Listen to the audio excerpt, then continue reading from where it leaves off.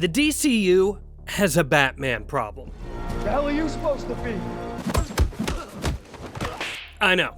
John, you say, Batman is awesome. He's never a problem. To which I say, true. However, that doesn't mean James Gunn's DC Studios doesn't have major decisions to make regarding the Caped Crusader, and by the end of this video, you're gonna see just how razor thin their margin of error truly is. Director Matt Reeves broke ground with his detective thriller portrayal of Bruce Wayne in 2022's The Batman, which has since expanded with the hit series The Penguin. The Batman 2 is allegedly just around the corner, and it takes place in a Gotham dramatically reshaped and grounded.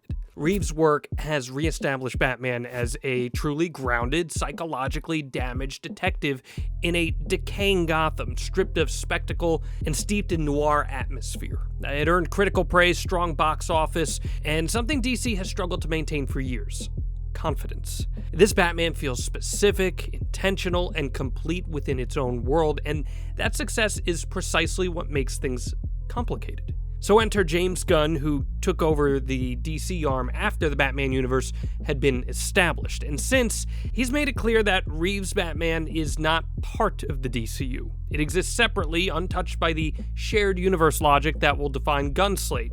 Now, on paper, that separation makes sense. Reeves is telling a focused story that could likely lose its identity if it was forced to accommodate aliens and gods and multiversal chaos. But in practice, the separation creates an unavoidable tension.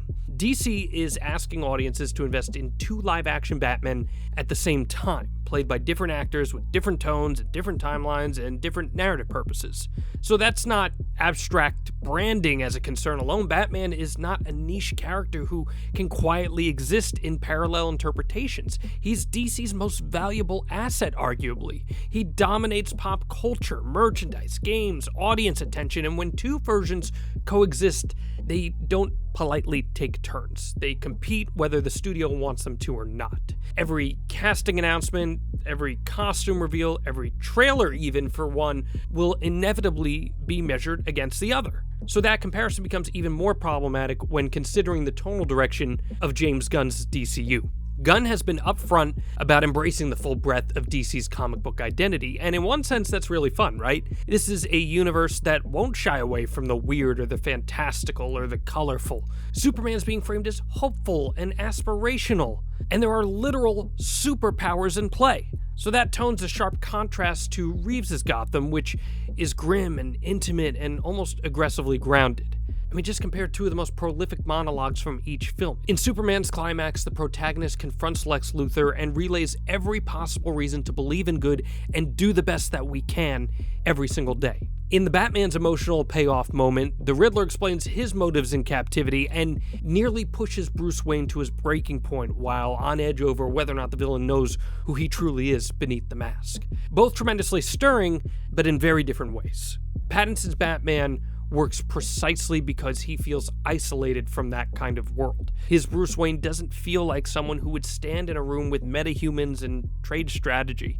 He feels like a man barely holding himself together, consumed by obsession and by guilt. So trying to fold that version into a shared universe would risk breaking what makes it compelling, and Gunn knows that, which is why he's drawing a hard line between continuities. But drawing a line doesn't make the underlying problem disappear, and before I get into what's to come with the DCU, I'm gonna pause and I want to ask you this. Do we need more Batman movies beyond what the Reeves slate is promising us? With The Batman Part 2, we will have had 10 appearances from Bruce Wayne on film in either lead or cameo form dating back to 2005. And that's a lot of exposure to one character, even if through multiple different iterations. Speaking of which, enter the brave and the bold, the DCU's answer to the Batman question. This film is meant to introduce the DCU's Batman, directed by Andy Muschietti, and is taking a radically different approach. Now, instead of a young or early career Bruce Wayne, this Batman is older and established and already a father to Damian Wayne. This is a Batman defined by legacy rather than origin, by consequence rather than discovery. Now, conceptually, it's an interesting move. It avoids retreading familiar ground and immediately differentiates the DCU Batman from Robert Pattinson's. But differentiation alone doesn't guarantee success. An older Batman with a son implies an entire history that the audience is never going to get to see. Villains fought, Robins trained, relationships formed, and then they broke. So all of that exists off-screen, and the film asks viewers to accept it instantly, and that is risky, especially when another Batman is actively showing audiences the slow, painful process of becoming who he actually is. Machete's involvement adds another layer of uncertainty entirely. His work on it demonstrates strong character instincts and an ability to balance horror with heart, but The Flash, which he also helmed, exposed serious weaknesses. That film struggled with tone, visual coherence, and emotional weight, all while buckling under the pressure of being both a standalone story and a universe reset. While many of The Flash's issues weren't solely his fault, the end result left audiences wary. Trust matters with these movies, especially when introducing a cornerstone character like Batman into a new cinematic universe. The Brave and the Bold also introduces Damian Wayne, one of the most divisive Robins, as noted. Damian is not the wide-eyed audience surrogate that earlier Robins were. He's violent and arrogant and morally conflicted. His relationship with Bruce is built on tension rather than warmth. Introducing that dynamic without first grounding audiences in Bruce's emotional baseline is quite a gamble. It asks viewers to immediately invest into a very complex father-son relationship without the gradual build-up that usually makes those stakes actually land. Meanwhile, Pattinson's Batman continues to loom over everything entirely. Reeves' sequel is still coming, and that world is still expanding. Each new installment deepens the audience attachment to that version of the character. Even if DC insists that these universes are separate, perception ultimately matters. If Pattinson's Batman continues to deliver strong storytelling and a cohesive vision, well, then it risks becoming the definitive modern Batman in the public consciousness. That makes the DCU Batman feel like an alternative rather than the actual anchor that it's meant to be. It could be perceived as less than. And that creates a strange imbalance. The Reeves Batman feels like a beginning full of a lot of potential growth, whereas the DCU Batman then becomes a midpoint or even an endpoint already burdened with its own history. Running those arcs in parallel risks making one feel incomplete and the other feel very much rushed. It's not that either approach is wrong in isolation, it's that they exist at the same time, under the same corporate umbrella, competing for emotional investment. So James Gunn's larger DCU strategy then hinges on cohesion. He wants a universe that feels planned and intentional and unified, and something that the DCEU truly never achieved. Batman, however, resists cohesion right now because he exists in multiple creative visions, each strong enough to demand its own attention. Gunn can control the messaging, but he can't control how audiences emotionally prioritize one over the other. There's also the question of narrative gravity.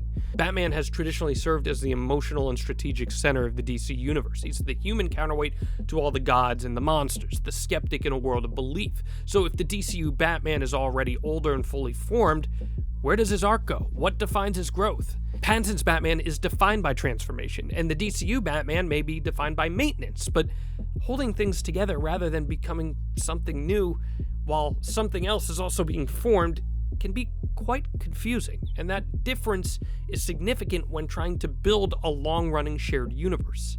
None of this means the DCU is doomed, of course, but it does mean Batman's no longer the easy win that he once was. He's a high-risk piece on the board, and Gunn must then thread an incredibly narrow needle, honoring Reeves' success without also letting it overshadow the DCU, introducing a new Batman without making him feel redundant, and integrating that Batman into a fantastical universe without losing what makes the character actually resonate with audiences.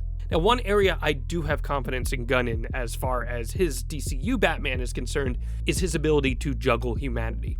I'd argue that this is actually one of his greatest strengths as a writer and a director, and even in a fantastical world, he finds ways to make all of us relate to those heroes and villains in some form. If we are getting Bruce Wayne, family man, his integration of this version of Batman will probably and hopefully pack a lot of heart, and that's an arena that hasn't been explored a whole lot on screen with Bruce Wayne, who's typically portrayed as a playboy with a more callous worldview. I do believe that Gunn views this as a challenge, even if it wasn't one he intended to have when he took over. But the Batman success made this collision course inevitable, and it's going to be a tough path to navigate for whoever ends up owning the Warner Brothers moniker and the DCU. Batman has always been DC's greatest strength, but right now, he's also its greatest complication. Until the DCU solves how Batman fits emotionally and tonally and culturally alongside his own shadow, that problem isn't going away. But the night is always darkest before the dawn, and the dawn is coming. So which new Batman film are you most looking forward to? Let me know in the comments below.